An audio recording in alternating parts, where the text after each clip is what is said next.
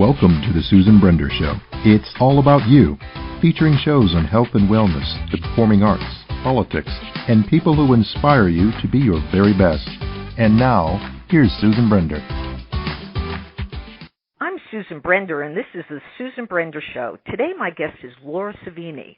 She launched Untamed Hair Productions and Consulting in June 2011 with the goal of combining her energy, business skills, marketing creativity, and an on-air hosting to be a one-stop shop for music and television projects. I want to welcome to the Susan Brender Show, Laura Savini. Thank you, Susan. It's good to finally get to be on air and speaking with you. Well, it's my pleasure, too. You know, you are an amazing woman. You actually have done so much in your career. Now, let's go back in time a little bit.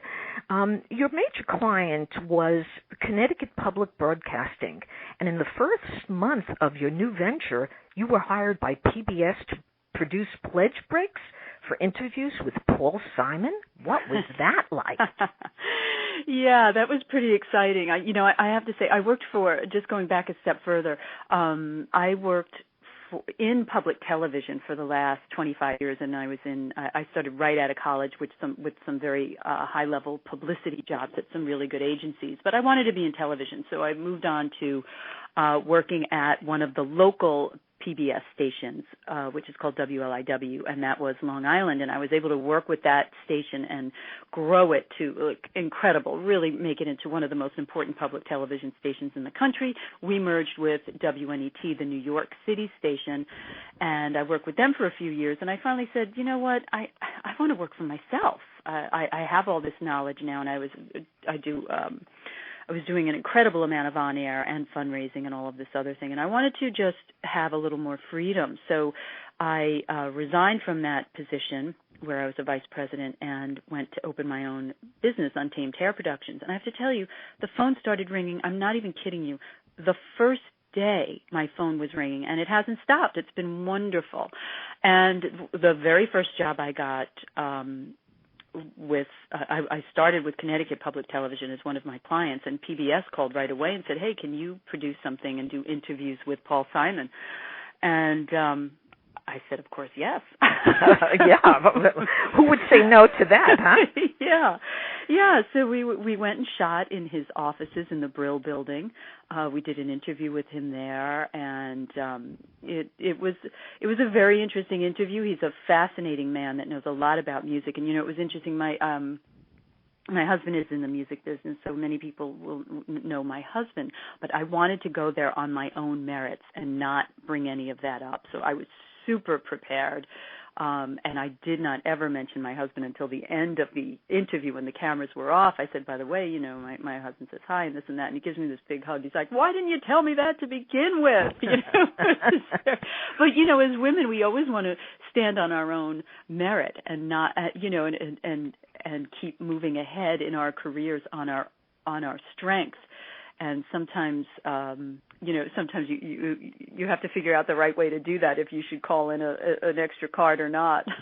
Now, Laura, it's not most people have a chance to do what you do, especially right out of college. What do you attribute to the fact that you became so, could I use the word famous right away? Well, that's very kind of you. Susan, I have always just thought everything was possible. I've just always steamrolled ahead, and if anybody said something wasn't possible, I just gave them a very quizzical look, like, why not? Why isn't that possible? I've just always been that way. I guess I have wonderful parents. I still have my mom, fortunately. Wonderful parents who always pushed me and always told me I could, do anything I wanted, and I believed them. Yeah, probably all parents say that, but I believed mine. Well, you were smart. That's the reality of it. But Laura, many people, when you tell them that you're in television or in film or in some form of the arts, they think it's very glamorous. Is it glamorous? It's really fun. It's very stressful. Sometimes there is glamour. A lot of the times, I mean, I could tell you, I've traveled all over the world on this one series I was working on called Visions. You may have seen it on PBS. We did Visions of Italy and Visions of Greece and Visions of Germany, where we had, this was before drones. And not, even though it wasn't that long ago, drones are sort of a new thing, but we actually had a helicopter that was flying over all of these countries and showing it from the air. And then I would go in on the ground and do sort of land tours on camera, and in addition to the fundraising for public television. And yeah, that was amazing. It was absolutely incredible, but glamorous? No. I mean, there were times when the makeup lady was holding a sheet around me and I'm outside on the street changing my clothes, in public, basically. So, if you're Beyonce, there's probably a heck of a lot of glamour. If you're working in public television, sometimes there's some glamour, but sometimes there's not. Right. Now, let's talk a little bit about public television, because it's something that gives information and education to a lot of people. And I want to know, how do you feel about television today? Is it different when you started to the way it is today? Yeah. Yes. There are all these different cycles, I think, in every business. And I have seen a lot of changes in public television where it's so much harder to raise money in every field. But I guess people say that all the time. It's always hard to raise money, right? Mm-hmm. So some of the topics on public television have changed. There was a move for a very long time with a focus on music, a lot of music during fundraising periods, because that's what people are interested in. I think public television always has maintained a very high level of content. We've always been very particular. PBS National has always been very particular about what they will put on the air and what programs and documentaries they would accept. And for me, that's why I've concentrated my career in television, in public television, because it's content I can always be proud of. Some people really enjoy reality television. Personally, for me, that would be a little bit difficult to work on. My brother, for one, my brother is a terrific cameraman, Anthony Savini, and a director of photography, and he does a lot of work with the likes of Ken Burns and a lot of other public television PBS producers.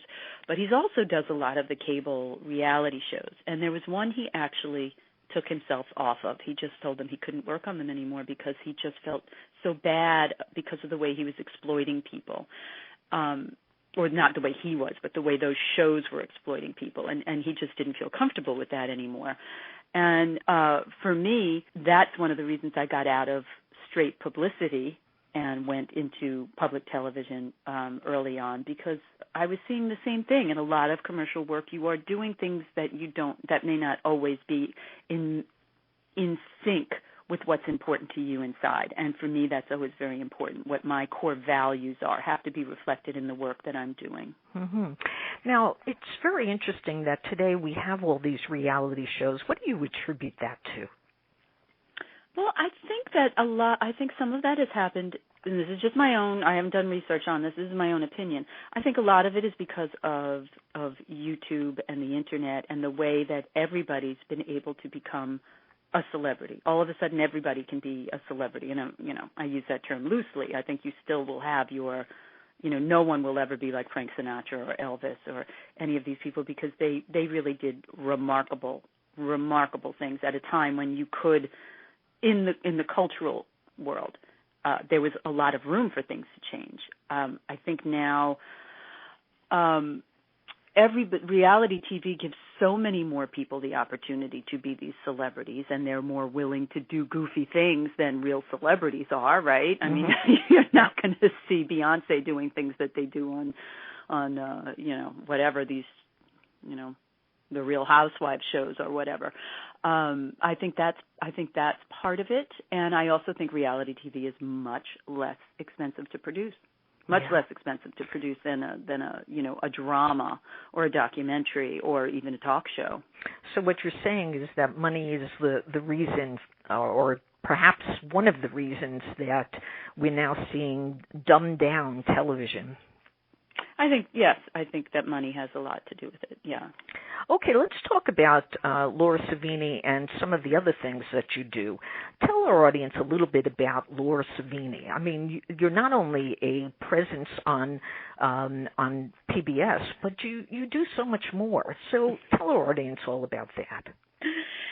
You know, I was very fortunate when I started in public television. I started working for a man named Terrell Cass, who was my mentor. This man was he's in Texas now producing television, but he was like my parents and like the people I worked for in PR agencies. They always knew that I could just get stuff done. So I was always given a very long rope, if that's the right word, the right term.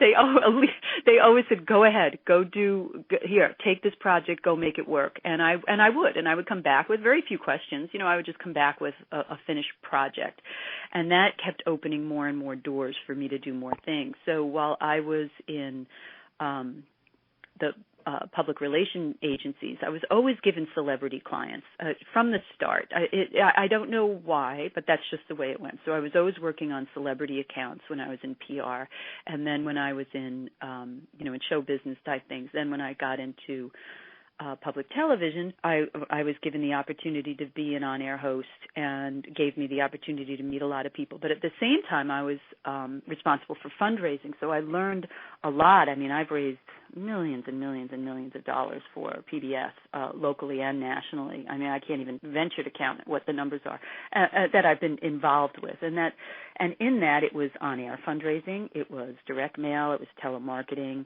So I got to learn all of that, and I also did many special events. I was responsible for those at our TV station as well. And then I always do a lot of writing. So it's given me the opportunity to learn a lot of skills. And so in my own business, I've been able to take that and take all of the skills I learned in working for other people in television and in publicity and marketing, and been able to offer those to my clients and to my husband and to myself, and be able to take on a lot of different clients. So I guess I'm kind of a problem solver is what it boils down to. If there's a problem or if there's something you need done, people come to me because I can help them with social media or with tour support or with rewriting their materials. Or I'm working with this one client now that has a lot of research, and they've done this incredible research, and they don't know how to get it out to the community so that the community understands the issues that they're trying to assist with. So I raised my hand. I said, listen, let me make a podcast out of your research. Let me put a human face on your research. And that's what I'm doing now, and it's really fun to take concepts and people and ideas and bring them forth to the public. That's sort of where my strengths are, is I can get messages out to the public. I know how to sort of formulate them. I guess you'd say it's branding in a sense. You're involved with a project that is all about ragtime, and my show is about vitality in the arts, and I say very often that the arts transform you in ways you can't even describe. Now, when you did this project, did it turn you on? Did it make you, transform you in some ways? Absolutely. Ragtime is a fascinating topic because it is so intrinsically tied to, I don't know if we should call it pre-civil rights, but it's intrinsically tied into the African American community and the New Orleans community and what was going on there, and the way that African Americans were treated is so much a part of the ragtime music story, which to me that part is just very, very interesting because that's a topic that, is a continuing evolution, the way that African Americans are treated and the way that we hear about them in the media. And ragtime music came directly out of the African American community and was brought into the commercial community by people like the Gershwins and Tin Pan Alley, and they sort of changed the sound of it a little bit to make it more middle of the road, I guess you'd say. And yes, has it changed me? Yes, because I no longer, in this case, I looked at ragtime and said, really? Who's going to care about that? And then as I started reading about it and listening to it, and now I'm super excited to get the story out there to people, for them to understand, for audiences to see that not only was it the precursor to American jazz and American pop, but how important it was, the role it played in the development of the African American community. It's a fascinating topic. That's what I love about my work. I become a specialist in things. Every couple of months, I'm a specialist in something else, whether it's Paul Simon or Billy Joel or ragtime or whatever it may be. There you go. Now, I also want to talk about your work with children, because you have been involved in so many things that deal with kids, and you're into this whole sort of program of teaching children to be literate, and that must be a very interesting project. So let's talk about that right now. Reading Fun Day unfortunately, it's not going on any longer because I'm not with that TV station anymore, but we did this for about 10 years, Reading Fun Day, where it was really, what I wanted to do was show children how much fun it is to read and how interesting it can be to read, and to show parents how important it is to read to your children. So I was able to invite, again, celebrities, everyone from Cyndi Lauper to Paul Sorvino, the movie actor. I mean, I had people from all walks of life. We had politicians, we had members of Congress, we had huge people in the music business. I'm trying to think of that young lady. Oh, I can't think of her name now. Major movie star now. She was a very young child actor when we had her on. All of these different people come in to various locations in Manhattan, Westchester County, New York, and Long Island, and we've even done them in Connecticut. We would have 4 going at a time, where we had celebrities come in and read out loud to children, and it was an event that, quite frankly, Susan, the reason we had to stop doing it got so big we couldn't even handle it. There were so many people coming in, families coming in to have their children be read to by these celebrities, that eventually no one wanted us because it brought in too many people. If you can imagine that. We were at this huge shopping mall, and they were like, I don't know, we had like 10,000 people here. We can't handle any more than this. It became such a huge success, getting covered on the news and in the newspapers, on TV. It was such a rewarding event to do, and we did that for about, like I said, I think it's about 10 years we did that, and it just got bigger and bigger and bigger, and it was myself and, like 3 of my staff members doing this. Amazing. 10,000 people with 3 on your staff. Yeah, incredible. Yeah. But doesn't that say something for our society, that there's still a big need for people to help kids learn to read? And there are many people in our country, I think, who are still illiterate. Now, how can a rich country like this have this problem? Yeah, it is a problem. It's very disillusioning when you hear something like that. I think a lot of it has to do with economics. If the parents are out working in the poorer communities, if the parents are out working all the time, they don't have the opportunity to sit down and read to their children, and it's much easier than to turn on the TV or the computer, isn't it?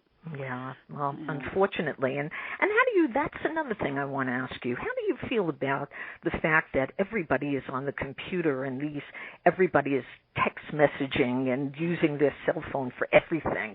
Isn't it a travesty that people are not looking one another in the face and kind of, just having that kind of relationship that is kind of neat, not just this little device that they always talk on now.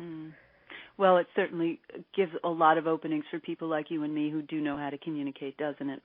Yeah.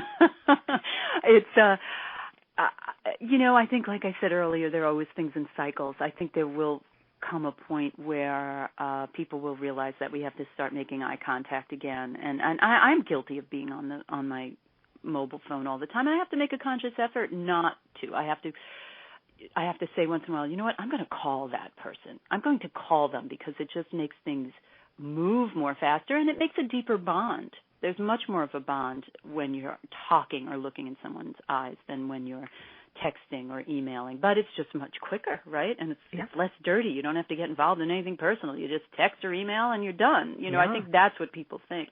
But I'm with you. I think you get more accomplished when you're when you're face to face. Now let's talk about most recently the project you're working on, which you said is Il Volo, and coming up in December, Peter Townshend's classic Quadrophenia. Explain, what's Quadrophenia?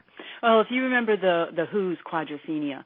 I wish I had produced this show. All I did was produce the national pledge break. So in public television, sometimes you'll watch and you'll see, and on PBS, you'll see the fundraising. And sometimes your local station, whatever city you live in, they produce pledge breaks. But more often now, PBS will produce national pledge breaks so that the messaging is correct and that everything is presented in a very organized fashion for the stations, and it saves the stations money if we produce one set of pledge breaks and then they can air all over the country. So PBS National called me and said, "Can you do these Quadrophenia breaks?" And it was a pleasure. So Pete Townsend took his famous the Who's famous double LP Quadrophenia, meaning four sides. That's I think why they called it Quadrophenia. And he took it and had all arrangements done for the Royal Philharmonic, and it was done in London, and it is fantastic. You would think he wrote classical pieces from the start. So all this Who music transformed into this classical piece, and it's really, really beautiful. They have Alfio, the famous tenor, who was in Les Mis. He sings the lead, and also in there was White Wedding. What is the guy who sings? Oh my goodness! I wish I knew. But oh my gosh, it doesn't matter. It's going to come to me, but go ahead, ask. I'll yell it out when I think of it. Okay, so this reminds me of something we started talking about, which was that the old-time music, like ragtime, is being maybe copied by a lot of different artists.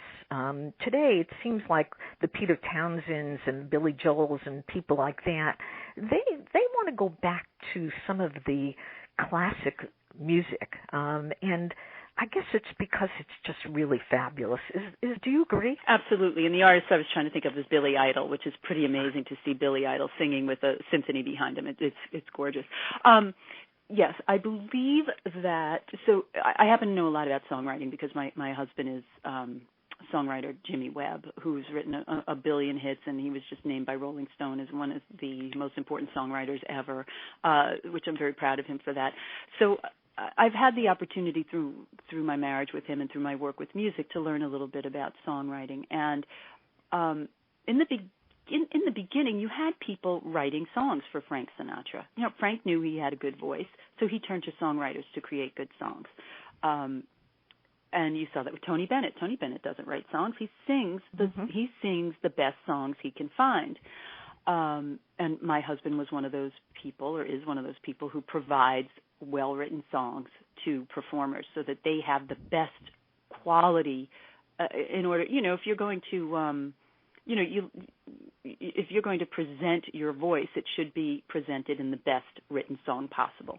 So that's the land I come from, is that I still believe that you need a good songwriter. But then we got into the singer-songwriter era where you had James Taylor, Billy Joel, Carole King, all fantastic. They were fantastic songwriters, and they were good singers and good performers too. Now as time's gone on, a lot of people think that they can do both, and sometimes maybe they shouldn't be doing both. And I think we've started getting used to songs that aren't constructed as well as the ones that, from the Brill Building and Tin Pan Alley and Broadway type songs and pop songs, songs that were written by the likes of Jimmy Webb and Billy Joel and James Taylor and Carole King. When you're getting these songs, and Carly Simon, these are well-written songs. Now a lot of people think that they can write songs, and some of the structure, the integrity of what makes a good song is no longer there. And I think that's why you're seeing a lot of, like my nieces, they go back and they're listening to older artists, legacy artists, because they're just naturally hearing that there's something more well-formed. And I'm not saying I'm not denigrating any of the music that's out there. There's something else to it. There's a beat, there's a rhythm, there's vocalization, there's production techniques that weren't done before that are now being used that may be very interesting to some people's ears. But I think if they go back and listen to a well-written song by a real songwriter, they'll hear the difference. Look at some of the artists like Lady Gaga. She, that she sings with Tony Bennett and some of the old wonderful pieces. And obviously she realizes that that music is very special. Yes, she's an incredible performer. She's really amazing. I think she's done a lot for music because she's so original. That's what I like about her is that she's fearless. She'll try anything, and she does a lot socially too. I think she's terrific. Mm-hmm. Now let's talk about your podcast.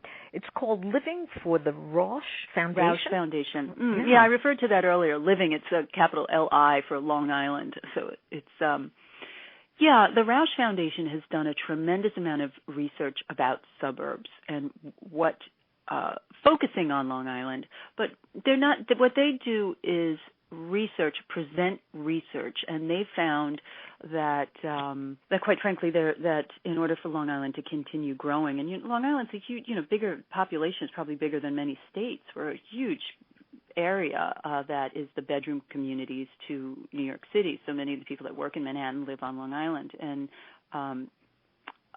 what we don't have on Long Island really is apartment buildings. And part of the research that the Roush Foundation has done is looked at other communities, other cities, and they see that in many places in Florida you can get an apartment in a building, and it's it's beautiful, and you have a community around you, and the amenities that come with apartment living.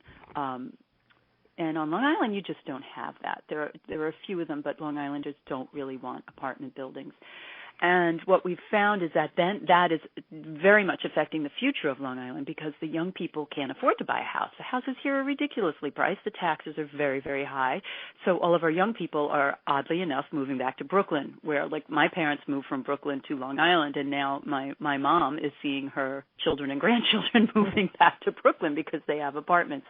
It's sort of an interesting thing, and that's bad economically for this community, for the Long Island community, to have all of the young people leaving.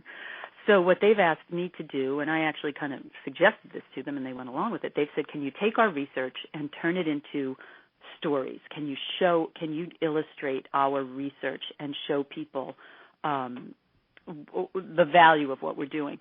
So I've hired a group of reporters, and we are bringing this research to life, and it's really fascinating, and we're talking to people and finding out people who've rented their whole lives, what it's like to rent. What you can't buy. There aren't enough apartments to buy, and they're living in people's basements. And we're putting a face on the research and highlighting the issues that are very real that this community needs to learn from quickly, because we were the first. Long Island was the first suburb. And other cities around the country will be facing this soon. So we are sort of taking the lead in this and bringing this information to light. Laura, our show, yours and mine, it's a podcast, so we reach people all over the world. And what is different about Long Island? Because some people don't know Long Island if they live in England or they live in Hong Kong or you name it. Isn't there a similarity in what's happening in terms of the availability of apartments and various things that young people need? We're dealing with a lot of problems dealing with money. I mean, money is just like, where are they getting it? $1 million for an apartment, things like that. What do you attribute to that? I don't really have an answer for that, but it is a real problem when people can't. Like living in Manhattan now is very difficult unless you've lived there already. Buying an apartment in Manhattan is a very, very difficult thing to do because of the cost. And we live very close. My husband and I decided to leave Manhattan. We lived there for many years, or I was living there for many years before Jimmy and I got married. And we decided to move to Long Island because we wanted more space and we wanted to be by the water. But now to go back and live in Manhattan, oh my gosh, we'd have to live in a studio. And young people are finding that they can't even step into major cities. There are some cities in the U.S. That you can still go in and get an apartment in, but it's very difficult for young people to start out and live in the metro areas where we want them, because we want their brains and their energy in the metro areas. That's right. Now, Alfio, is your current musician client. Tell us about Alfio. Alfio is he's just lovely. He is an Australian Italian, which before him I didn't even know that existed. So it seems like when the immigration occurred, the first group of immigrants from Italy came to the U.S. and and South America. And then there was a second wave of immigration that happened in like the 50s and 60s, and many Italians left Italy for Australia, which I thought was really interesting. Did you know that? Actually, I did, because I was in Australia, and I recognized that there were many Italians in the community in Sydney. So, I couldn't believe it. I know that there are groups and communities all over the world with different ethnicities, but I did know that Australia was known for having a very big community of Italians and Greeks, by the way. Oh, I didn't know that. Well, Alfio is an Australian Italian who has come to the U.S. He's a fabulous singer. He has a tenor voice, but he doesn't like to be called a tenor because he feels that is a little off-putting. But he's got this fabulous voice, and he speaks fluent Italian. He looks Italian, but when he speaks English, he has an Australian accent. So he's just completely endearing. And he does he's a singer-songwriter. He does some of the traditional Italian songs, which draws in that audience, because here in the U.S. we're becoming less attached to our traditions as we are here for 2 or 3 generations. And Alfio is very appealing to the people who still want to hold on to a little bit of that European tradition. And he we'll sing many of those great songs we were talking about, the kinds of songs that Frank Sinatra or Tony Bennett would sing, these really well-written songs. And then he sings some of his own songs. It's very appealing, and I'm really enjoying working with him because he has a tremendous sense of humor. So I worked with him to market his television show, to get his television show on in many of the cities around the U.S., and then managing the promotion of his concert tour and handling his social media. So I do a lot of work with him. I try to have one music client like that every season. Wow.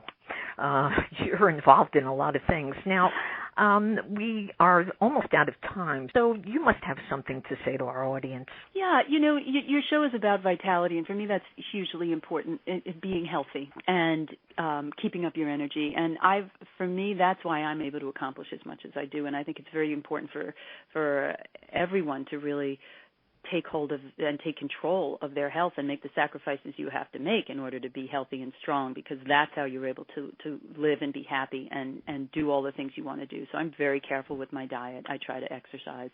And I just think that health and happiness are linked very, very closely, and that you need one to have the other. Laura, you've been a wonderful guest on my show, and I want to thank you, Laura Savini, for being on the Susan Brender Show. Well, thank you for having me. It's been great fun. Thank you for listening to the Susan Brender Show. To be a guest, email sebrender@yahoo.com.